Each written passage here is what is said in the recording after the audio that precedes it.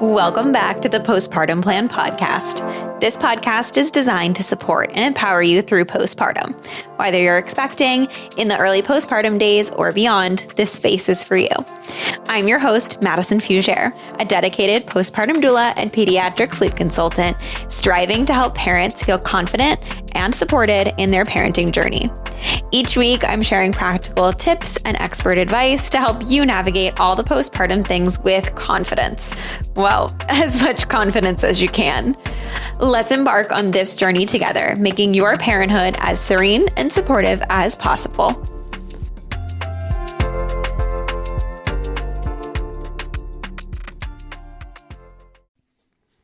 Natalie is the owner and leading sleep expert at Sleepy on Hudson. Alongside obtaining a certification in pediatric sleep training, she also has education focused in early childhood education and is a certified postpartum doula. Her career as a sleep consultant began after seeing so many families struggling with sleep. Her favorite part of this service is being able to bring the joy and much needed rest back into so many homes. That to her is magic. She prides herself in being a calm, supportive, and compassionate. Thank you, Natalie, for being with me today. I'm excited to chat and do another episode here on sleep because I feel like so many episodes I've done on sleep, but yet there's still so much to talk about. So thank you for joining me in tackling the 4-month sleep regression. Thank you. Thanks for having me. Yeah, of course. So before we kind of dive into, 4-month sleep regression and all of that goes kind of along with any type of sleep regression, would you like to tell everybody a little bit about yourself? Most of the sleep people I've had on are from CPSM, which is the same class that I went through, and you're not. So it's exciting because we're going to have a little bit of a different view. So yeah, you want to tell everybody a little bit about you, a little bit about maybe Sleepy on Hudson and, all that goes along with where you are in your life now in the business.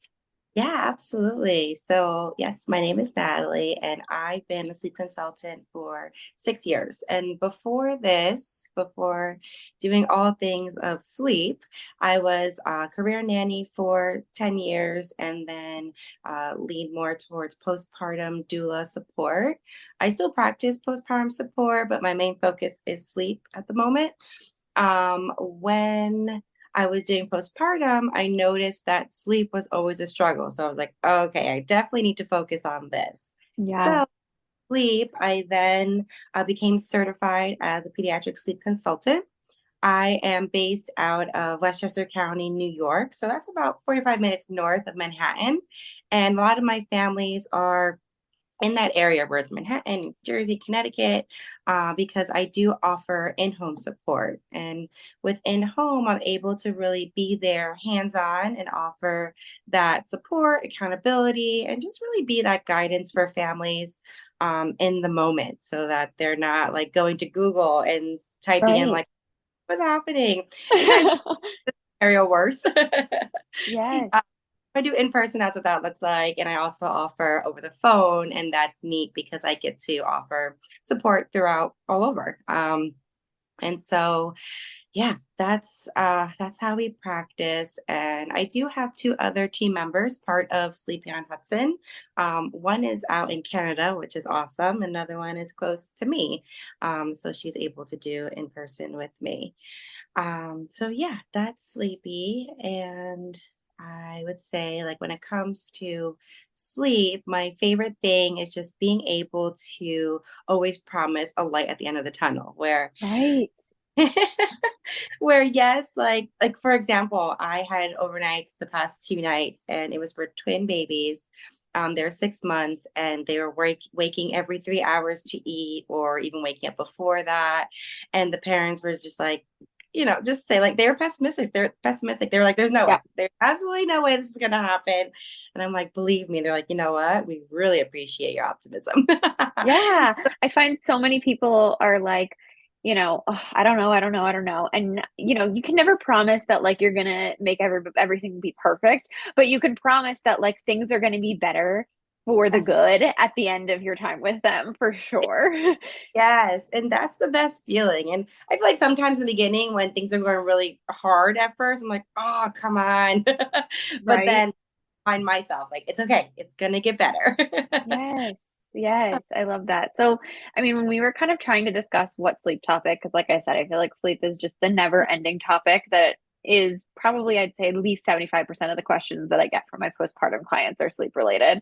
Yeah.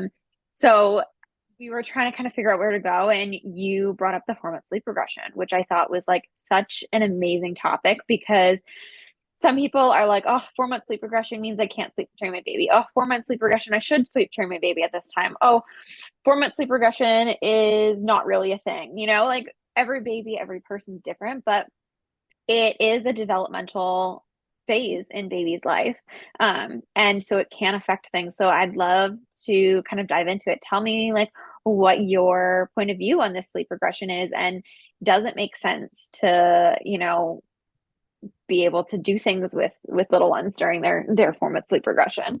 Yes. So this 4-month sleep regression is real. And you know what? I've had families that they didn't experience it.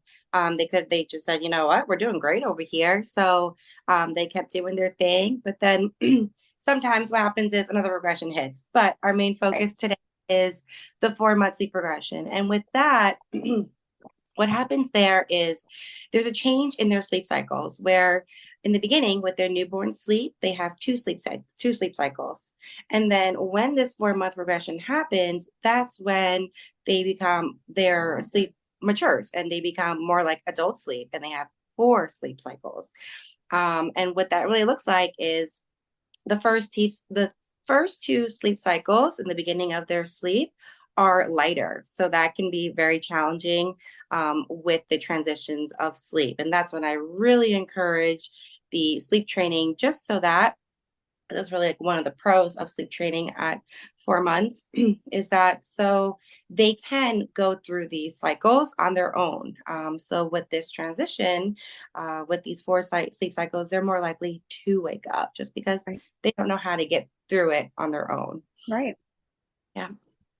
Yeah. And so, yeah, and I feel with the 4-month sleep regression, it's pretty clear when it hits where, for example, you have a baby that's been sleeping long stretches and all of a sudden they're up all night long. You're like, what is happening? I Right. good. Yeah. And a common sign where they're just waking up frequently, or there's early morning wakings. That's another sign. Daytime fussiness and short naps. Those are really clear signs that, all right, we're in deep. We just hit that 4-month regression. Yeah, no, that's perfect. You jumped right into what I was going to say. Like, what does a sleep regression look like, right? And Yeah. that's so true. And it can be hard for families that are, especially that first 3 months, right? Like you said, they only have their two, sleep cycles. They've got that light sleep and that deep REM sleep. And so some babies are really great sleepers with that, and some of them aren't. Some of them are still waking up every 3 hours or so to feed. Things like that might be happening, right? And so, if your baby isn't the best sleeper to start, sometimes it can be tricky to say, okay, this is just still a never ending cycle of my baby not liking to sleep at night. Yeah. And sometimes it's hard to tell what is a sleep regression, but that daytime fussiness and you'll start to kind of notice the little things that start to happen. And if you don't, because everything really is so difficult, then definitely even more so reach out to a sleep consultant. Yes. um a lot of families, I mean, you can tell me if you think that this happens to you too, but I find a lot of families have either really, really great sleepers. And so they are like, oh, this is really great. And then they'll hit some type of sleep regression, whether it be the 4-month one or something down the line. And all of a sudden, everything goes haywire. And they're like, I have no idea what to do because I haven't had to do any of this. They've just been great. Right. And so I get a lot of people like that. Or I tend to get people who are like, well, this is how they've always slept. So I thought it was normal, right? Yeah. Yeah, and with these kind of scenarios, with these phone calls, they're like, okay, this is what we're doing. We're rocking baby to sleep or we're feeding often. And that's when that support comes in to guide them, to let them know, okay, we just need to tweak a few things and we'll get right back on track to help get sleep in order again. Yeah, no, that's great. Now, again, we're obviously talking about the 4-month sleep regression here, but I think a lot of this could be applied to many regressions in the first year or year and a half. obviously babies and kiddos become more mentally mature, more the cognitive thing clicks, right?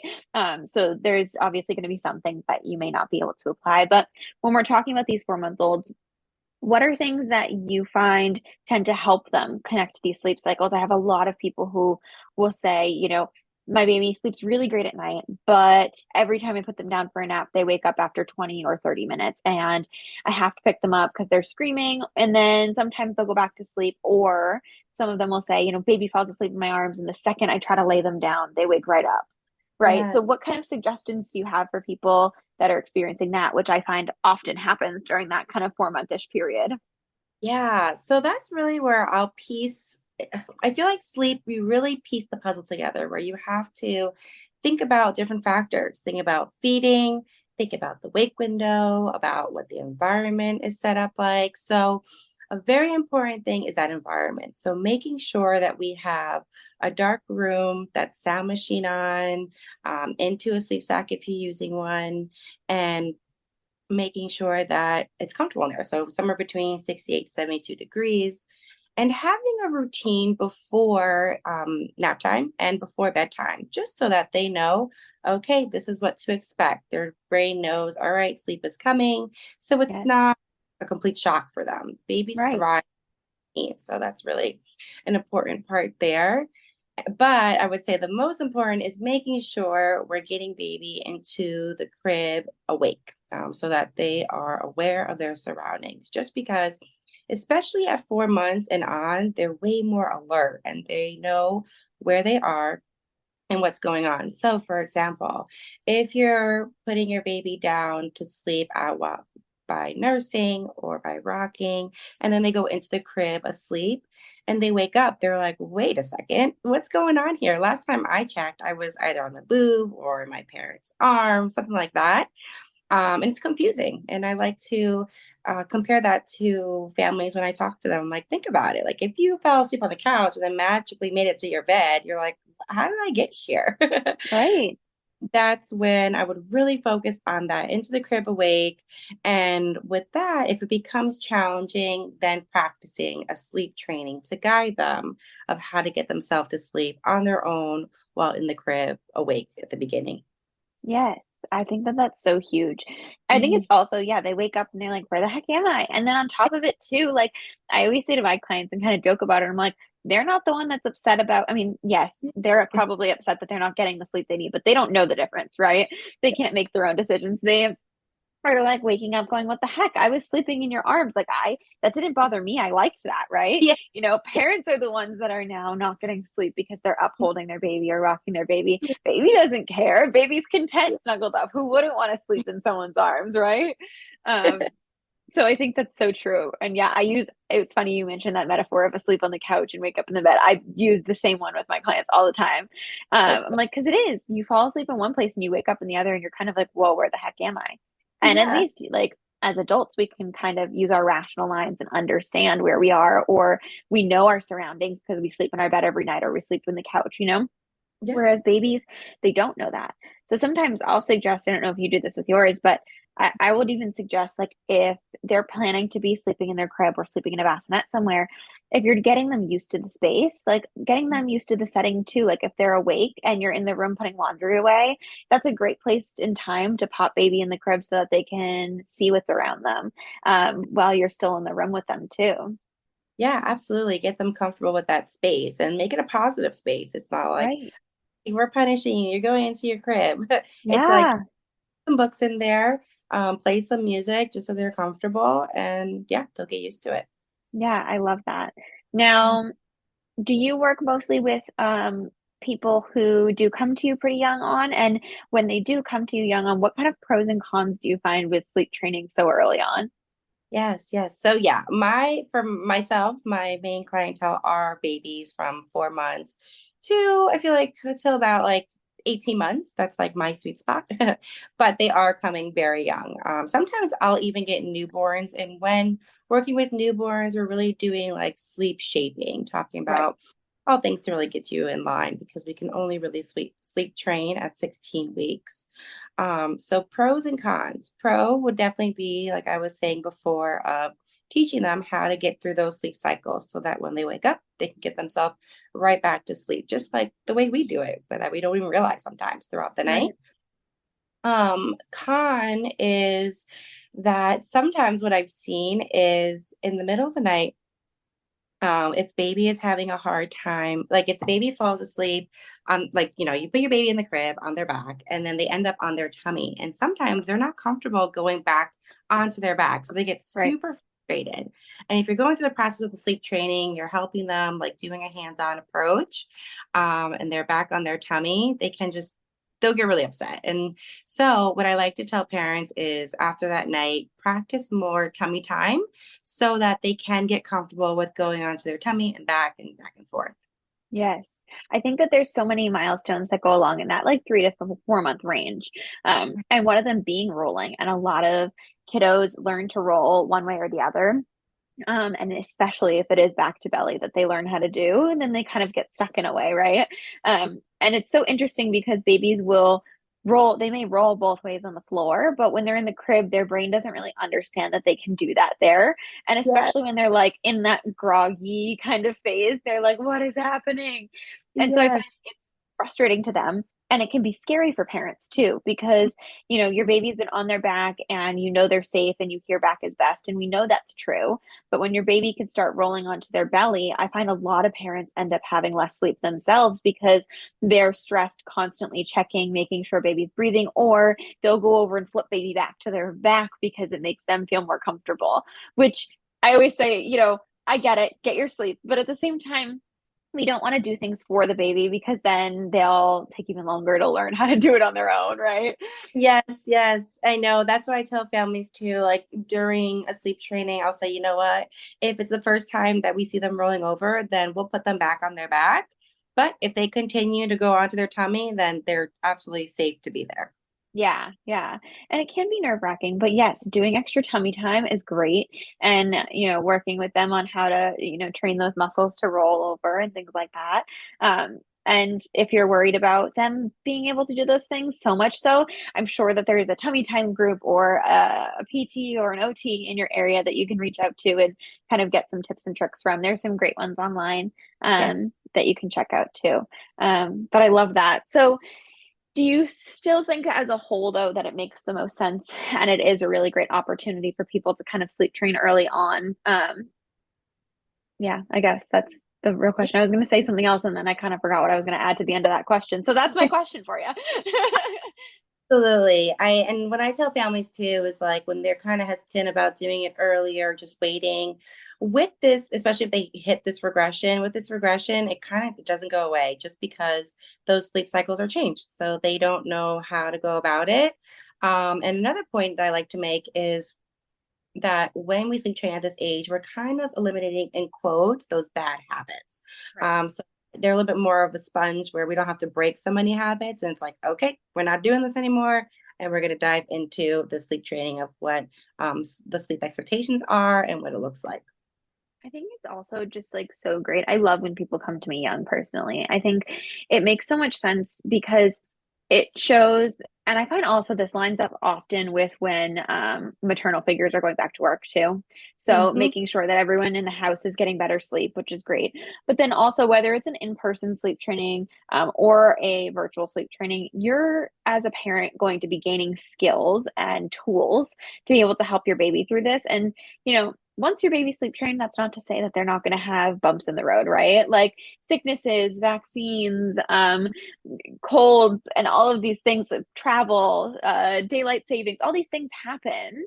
And so you are still, they might have a bit of a struggle, but now you're not flying blind. Like you have these tools and you have like you said, these expectations and routines in place that you can much easier or easily, I guess, be able to help your baby back on track. So I find that working young is great. There's less, like you said, habits to break. And also, it's great to have those tools for later down the line to be able to help support your baby when things do come up. Yeah, that's great. That's a great point, especially like it's that skill. And, just like you said, with travel sickness, it's families like I get that question where they're like, okay, like what about when this happens, that happens? Right. And I'm like, with their sickness, absolutely give all the loves, make sure they're okay, make sure the days are going smoothly. And then once they are ready to go back to a good sleep, then kind of revert and go back to that sleep training if needed, just so we can get right back into that skill that they built and that Right. they know. And I also mentioned it's so funny. I'm very close with one of these families, a kiddo that I had in daycare who they slept trained with somebody else, but very, very early on. I think she was like about 3 or 4 months old. And so I still babysit or like see them every few weeks Yeah. here. And people, clients will often ask me, similar to what you just said about, okay, what if they're sick or this or that? And yes, you can give them loves, but it's so funny. I always bring her up as an example. I can't talk Mhm. this morning, because I'm like, she was sick one day and I was like, okay, do you want to read books? Do you want me to hold you? And she looked at me and she said, no, go to bed. And she turned the light off and she like held onto her crib and waited for me to put her in her crib. She didn't want to read books. She didn't want me to hold her. She was sad. She had the runniness nose and she just wanted to go to bed. Kids strive off of routine and expectation. And so some kids may want extra snuggles, but some kids, when they're sick, having a sleep training and a schedule like that is like everything is off kilter because they're sick, and that can be the one thing for them that can be a consistent. And I think that it was just so interesting to see. So I always bring her up as an example because I'm like, I think it's so true. Yes, absolutely. And they're just Yeah. like, okay, bye. And you're like, what? Right, right. It Yeah. is. It's so true. I mean, granted, not every kid's going to be like that Yeah. because some of them don't like sleep. She loves her sleep, but um, all right, cool. Do you have any other tips and tricks for people that are going through the 3 month sleep regression, of things that they can do to help their baby get through these kind of sleep cycles? Or even, how long you're typically seeing that babies are struggling with this new sleep cycle Yeah. situation? Yeah. So with the 4 months of sleep regression or any regression really, I like to say if it's been going on for 2 weeks, if it's been going on for more than 2 weeks, then we're like, okay, it's absolutely a regression. Yeah, Um, for that, before any kind of sleep training, I think that the main thing that we need to get in line to is making sure our feeds are on point. So making sure we're really spacing out those feeds so we can cancel that out with any kind of hunger at night, and just so right, that they're eating throughout the night too. Yes, if feedings are needed, that's fine, but we don't want them snacking during the day, just so we can really get a good stretch at nighttime. right. And let's see. And when it comes to tackling this regression, I definitely like to encourage those routines and consistency. So, like I was saying before, those routines with nap time and bedtime, and staying consistent with your approach. So, if you do practice a sleep training, stick with it. I like to tell my families like that first night, it's going to be very challenging, but come the Yeah, second, you're going to see huge improvements where right. it'll take less time for them to go to sleep, less wake ups throughout the night. They pick it up really fast, which is really nice. Yes, babies are so smart. I love that. Okay, awesome. And then I typically wrap up with just asking if you had a product recommendation or a piece of advice. Yeah. What would you share with new parents? Yes. So product recommendation. I love the Hush sound machine by Yoga Sleep. I love that Okay. it's portable and you can use it in their room. So if you have an outlet, you just plug it in there. But it does last all night long. So it can, if you don't have Um, an outlet, that's fine. Yeah, I think that the white noise that comes from it is really great. And then piece of advice is that feeding, making sure we're spacing out those feeds to get those yeah, tummies nice and full, and then that'll really help with those nights. I love that. That's all so amazing. Thank you. I'm so excited to share this episode. I think that people are so often stressed about this sleep regression like nobody's business. Oh my gosh. So I'm hoping that this kind of helps to ease some minds. And if you are going through a sleep regression, whether it be the 4 month one or something else, and you are not sleeping, know you're not alone and know there are resources. So you can check out Natalie's information below, or feel free to message me and we can both help you out, in whatever you're struggling with. So thank you for joining me today, Natalie. I really appreciate it. Yes, thank you. Thank you so much for tuning into the Postpartum Plan podcast. I hope that today's episode brought you support, relatability, and valuable insight. Remember, you're not alone on this journey. If you enjoyed the show, please subscribe and leave a review and share with any of your prenatal and postpartum friends and family. Your feedback helps us reach more parents seeking support. And if you're looking for additional resources, please feel free to connect via Instagram at Serene Moments Doula for constant information, tips, and tricks, or check out my website, www.serenemomentsdoula.com. See you next week.